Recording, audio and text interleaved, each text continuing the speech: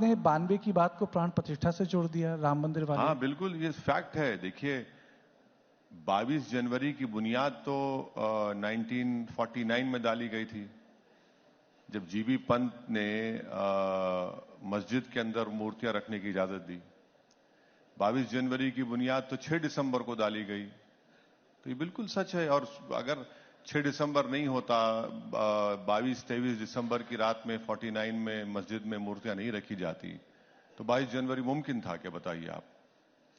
लेकिन ओवैसी साहब, ये जो मंदिर बना है वो तो कोर्ट के आदेश से बना है। हाँ हाँ बिल्कुल। और उसका दूसरा पहलू भी है। नहीं, कोर्ट मस्जिद की जगह भी है। नहीं, कोर्ट इसीलिए तो हमने डिसएग्री किया था सुप्रीम कोर्ट के जजमेंट को, कि सुप्रीम कोर्ट ने ये कहा कि हम आस्था की बुनियाद पर ये फैसला दे रहे हैं, और वही सबसे बड़ा आज प्रॉब्लम बन चुका है और कल भी बनेगा। क्यों?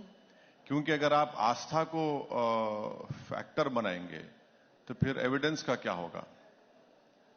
अगर कोर्ट आस्था के फैसले करेगा तो फिर आपकी आस्था मेरी आस्था से बढ़ के कैसे होगी, बताइए आप। वो तो गलत है वो। इसीलिए हम यकीनन, सुप्रीम कोर्ट एपेक्स कोर्ट है, आखिरी कोर्ट है, और जस्टिस जेएस वर्मा ने कहा था, सही कहा था, कि supreme court is supreme but not infallible. तो वो फैसला बिल्कुल, जो फैसला आया था वो आस्था की बुनियाद पर था। और जिस बात का मुझे खदशा था, डर था कि ऐसे कई इश्यूज ओपन हो जाएंगे, अब इश्यूज ओपन हो गए। आपका ऑब्जेक्शन किस चीज पे है ओवैसी साहब? आपका ऑब्जेक्शन राम मंदिर पे है या उससे जुड़ी आस्था से है? नहीं, मेरा ऑब्जेक्शन इस बात पर है कि 6 दिसंबर को सुप्रीम कोर्ट को वादा कर कर वहां पर अडवाणी और जितने बीजेपी आरएसएस के नेता थे, उन्होंने सुप्रीम कोर्ट को वादा किया था कि हम मस्जिद को हाथ नहीं लगाएंगे, और मस्जिद को उन्होंने शहीद कर दिया, डिमोलिश कर दिया। और तरफे तमाशा यह है कि किसी एक का भी कन्विक्शन नहीं हुआ उसमें, किसी एक का भी कन्विक्शन नहीं हुआ। अगर जीबी पंत उस वक्त उन मूर्तियों को हटा देते और बोलते कि नहीं ये गलत हुआ है, 145 सीआरपीसी इस्तेमाल कर लेते, तो ये इशू नहीं बनता। आप बगैर मुस्लिम पक्ष को सुने 86 में ताले खोल दिया आप।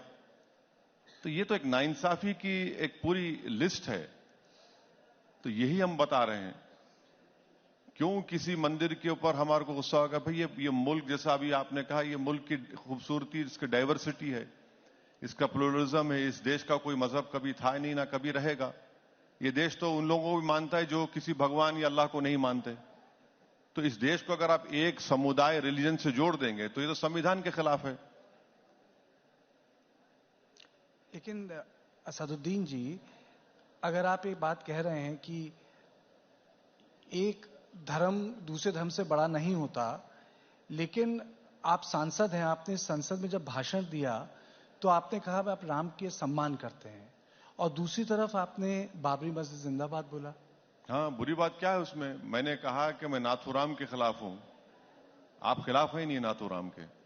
सबको होना चाहिए नाथूराम के खिलाफ। और बाबरी मस्जिद जिंदाबाद बोलना गलत बात क्या है? बाबरी मस्जिद को तो मंदिर तोड़कर नहीं बनाया गया, सुप्रीम कोर्ट ने कहा। बिल्कुल, सुप्रीम कोर्ट ने कहा कि वहां पर मंदिर तोड़कर नहीं बनाया गया। तो ये आर्गुमेंट जो बीजेपी झूठ फैला रही थी कि मंदिर तोड़कर मस्जिद बनाया गया, वो तो सुप्रीम कोर्ट नकार दिया। अच्छा, आप बताइए, बीजेपी को राम मंदिर कब याद आया? नहीं, मैं बीजेपी का प्रवक्ता नहीं, बता रहा हूं आपको। पालनपुर का रेजोल्यूशन 1989 में पास किया, उससे पहले तो नहीं हुआ। आरएसएस बनी 1924-25 में, जब उन्होंने बात नहीं की। विश्व हिंदू परिषद बना 1960 में, वो नहीं बात किए। महात्मा गांधी से लेकर, सरदार पटेल से लेकर, के मुंशी से लेकर, बाल गंगाधर तिलक से लेकर, मालविया साहब से लेकर, किसी ने बात नहीं की वहां पर। आप 89 में पालनपुर रेजोल्यूशन पास करके आपने कहा कि मंदिर को तोड़कर मस्जिद बनाई गई, वो तो डिस्प्रूव हो गया। लेकिन राम मंदिर का आंदोलन तो बीजेपी से पुराना है, वो तो सबको पता है। हेमंत जी की किताब भी पढ़ लीजिए। 250 साल पुराना है। 1800, देखिए लीगल फाइट चल रहा था 1875-80 में। मस्जिद के सामने चबूतरा था, मस्जिद पे झगड़ा नहीं था, वो चबूतरे पे झगड़ा था। वही तो हम बता रहे हैं आपको। लेकिन वो आस्था की भी तो बात है ओवैसी साहब। चबूतरा बाहर है भाई, मस्जिद में अंदर तो नहीं था। आपने चबूतरे को छोड़कर मस्जिद के अंदर मूर्तियां रख दी, और उसके बाद लॉक डाल दिए। अच्छा, आपको मालूम कि जो कलेक्टर साहब ने ये मूर्तियां रखकर मस्जिद को बंद किया, वो बाद में नायर साहब जनसंघ के एमपी बन गए वहां से। नहीं, वो ठीक है, लेकिन आपको नहीं लगता कि अगर इन तीन चीजों पे समन्वय हो जाता, जैसा कि बोला जा रहा था 80 के दशक में, कि वापस कर दिया जाए काशी, मथुरा, अयोध्या, तो बड़े मसले हल हो जाएंगे? नहीं नहीं, आप सब चीज ले लीजिए ना, वो दो क्यों लेते आप? सब ले लीजिए, कुछ बाकी मत रखिए आप। भाई कुछ रूल ऑफ लॉ रहेगा नहीं रहेगा बताइए आप। अब आप कहेंगे कि भाई वो आस्था की बुनियाद पर हम दे दिए, यहां पर क्या वो भी आस्था बोल देंगे आप, वहां पर भी आस्था बोल देंगे, तो फिर संविधान किस लिए है? फिर कोर्ट किस लिए है? एविडेंस किस लिए है? सब दे दीजिए, फिर आप खत्म कर दीजिए। दो पे क्यों रुकते आप? सब ले लीजिए। अच्छा चलिए, आपने संसद में एक मौलाना आमिर अली और बाबा रामचरण दास की बात की थी, आपने कहानी सुनाई थी। मैं चाहूंगा कि यहाँ जो हमारे गेस्ट बैठे हैं, आप वो कहानी यहाँ एक बार सुनाएं। नहीं देखिए, मौलाना आमिर अली और बाबा रामचरण दास तो हनुमानगढ़ी के बाबा थे। इन दोनों ने मिलकर अंग्रेजों के खिलाफ लड़ाई लड़ी। इन दोनों ने मिलकर, एक मौलाना है, एक हनुमानगढ़ी के पुजारी हैं, इन दोनों ने मिलकर, ये खूबसूरती है इस देश की। और फिर उसमें मैंने अपने स्पीच में उनका भी जिक्र किया था कि अच्छन खान और शंभू प्रसाद, बाबा एक को मुसलमान की लाश को अंग्रेजों ने जला दिया और शंभू प्रसाद साहब की लाश को दफना दिया, और किसी ने जाकर बोला कि हम नहीं चाहिए, नहीं वैसे हिंदुस्तान चाहते हैं। हाँ, वैसे हिंदुस्तान चाहते हैं। ये मोहब्बत के मजाहरे थे इस देश के लिए। और अंग्रेजों ने जो नफरत के बीज बोए मुसलमानों में और मेजॉरिटी कम्युनिटी में, जब लड़े अंग्रेजों से लड़ाई, तो मुसलमान और हिंदू सब मिलकर, सिखों ने मिलकर लड़ी थी, ईसाइयों ने मिलकर लड़ी थी, तभी तो मुल्क को आजादी मिली। लेकिन इस कहानी का एक दूसरा पहलू भी है।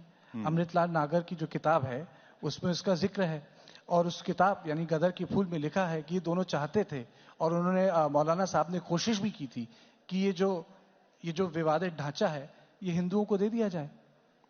अब ये देखिए, व्हाट्सएप यूनिवर्सिटी में बहुत से कहानियां लिखी जाती हैं। हिस्टोरियन जो होते हैं ना, अमृतलाल नागर की किताब है। नहीं ठीक है, व्हाट्सएप यूनिवर्सिटी नहीं ठीक है, वो जो हिस्ट्री की किताबें हैं, मैं डिसएग्री करता हूं, मगर ठीक है, उनका ओपिनियन होगा, चलिए मान लिया आपकी बात सच है। मगर वो मोहब्बत के मजाहरे तो कर दीजिए कि एक ही पेड़ के ऊपर दोनों की लाशों को लटका दिया गया था। वो मोहब्बत के मुजाहरे तो करिए ना, वो मौका तो दीजिए। तो अगर मौलाना साहब आज होते तो वे मानते कि जो ज्ञानवापी है मथुरा दे दी जाए, क्योंकि तब भी कोशिश कर रहे थे। अब आप देखिए, ज्ञानवापी की आप बात कर रहे हैं, यहां पर अदर साइड ये कहती है कि हमारा पोजीशन हमसे छीन लिया गया 93 में, राइट, और हमारे पास 1530 के कागजात हैं। बाबरी मस्जिद में मेरे पास, मैं 500 साल से नमाज पढ़ रहा हूं, मेरा भी पोजीशन आपने छीन लिया मुझसे। यहां पर आपको इजाजत मिल जाती और मुझे वहां पर नहीं मिलती। अब आपको मालूम कि मथुरा की आप बात कर रहे हैं, जो एग्रीमेंट 1960s में मुसलमान और हिंदू पक्ष में, उस पर सिग्नेटरी कौन था हिंदू तरफ से? मालविया साहब थे, मदन मोहन मालविया। लेकिन बात तो आस्था की है। नहीं, इनसे बड़ा कोई हिंदू हो सकता मदन मोहन मालविया से? कि मदन मोहन मालविया से बड़े हिंदू हैं। एग्रीमेंट साइन होकर मुसलमानों ने 8 एकड़ जमीन दी, 8 एकड़ जमीन दी। अब आप उसको 2023 में आप खोल रहे हैं उसको।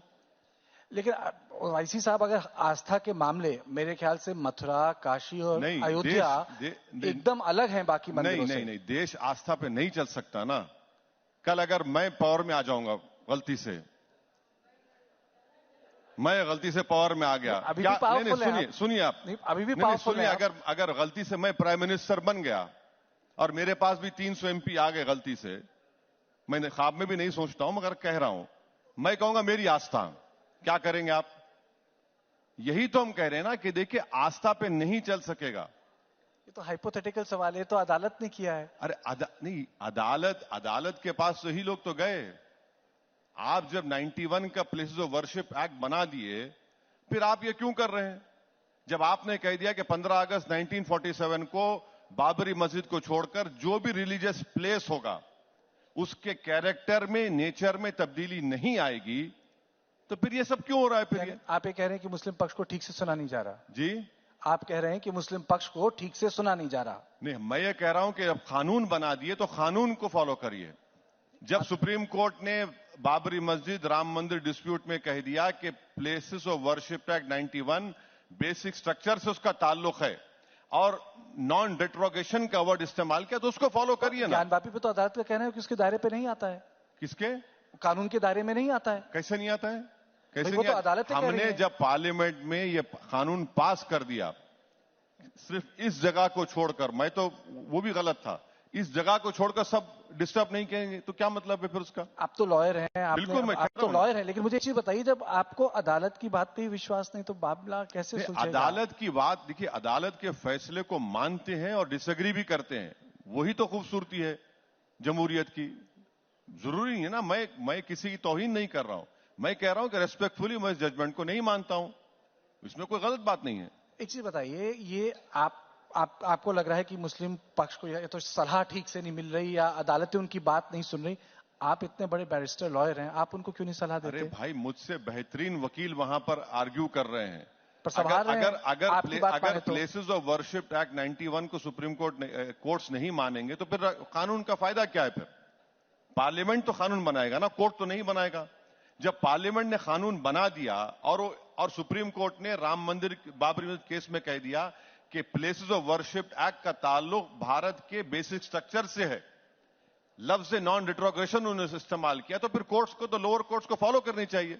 ओवैसी जी, लोग ये भी कहते हैं कि आप मामले को सुलझाते नहीं, कई बार भड़का देते हैं। जब ज्ञानवापी का मामला चल रहा था तो आपने वो 6 दिसंबर टाइप बात कह दी।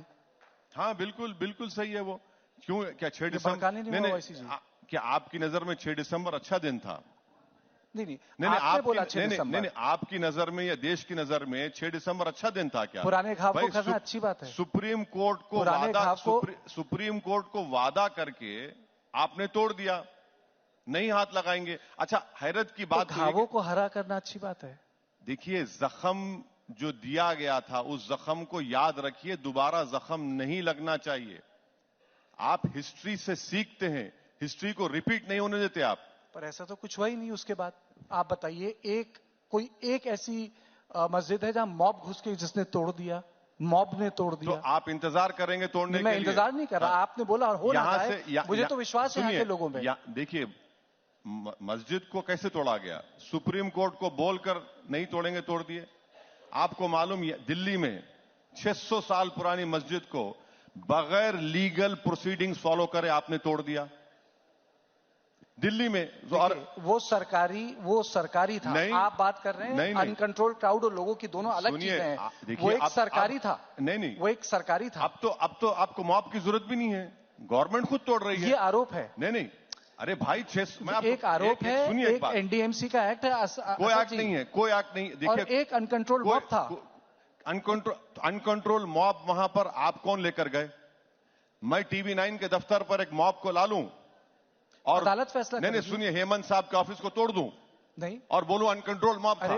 अरे ये क्या बात है? अरे दो अलग चीजें। अरे कानून तो रहेगा ना मेरे भाई, इसका मतलब देश मॉब से चलेगा?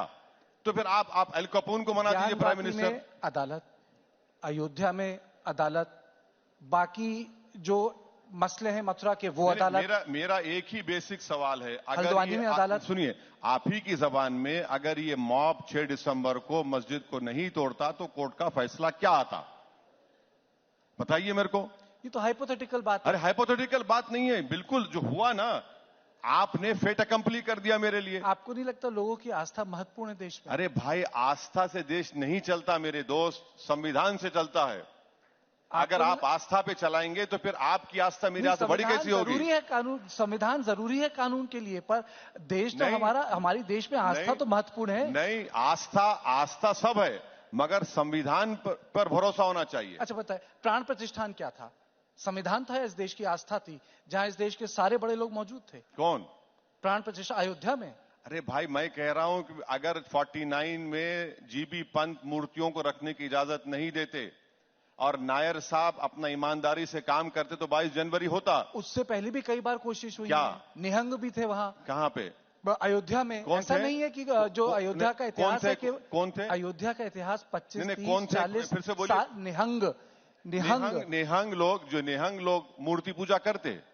अरे अरे, आप कैसी क्या बात कर रहे हैं आप कैसी बात कर रहे हैं? नेहंग लोग पढ़िए। मूर्ति पूजा करते ही नहीं है। नेहंगों का एक बहुत अरे महत्वपूर्ण नेहंग लोग योगदान है मूर्ति अयोध्या पूजा में। नहीं करते मेरे भाई। नेहंगों अरे का- देखिए, नेहंगों का बहुत महत्वपूर्ण योगदान है। ऐसा है ना कि हर मजहब